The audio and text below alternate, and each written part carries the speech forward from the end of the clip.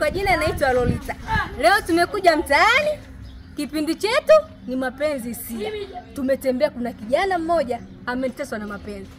Tuna tukamsikie. Tumemtembelea kijana leo, kijana wetu ndio huyu. Kaka, mambo? Safi. Mzima? Tunamshukuru Mungu.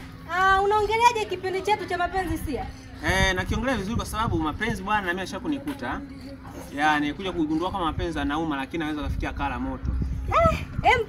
Tupe kwanza vizuri jamani. Mimi bwana nilipenda mwaka jana. Penda nika feeling wazungu wanasema. Nataka feeling yani katika kupenda kabisa, nikajikuta kwamba napenda na zaidi, yani kwamba napitiza ule upendo. Kwa hiyo ndo nikaja kuulizwa, yani sijalizwa kwamba labda eti kwamba maumivu ya moyo. Yani nilikuwa nawaza vitu vyangu nilivyompa. Kwa sababu yule tuliuza kiwani, kauza kiwanja, nikampa hela, akaondoka nacho.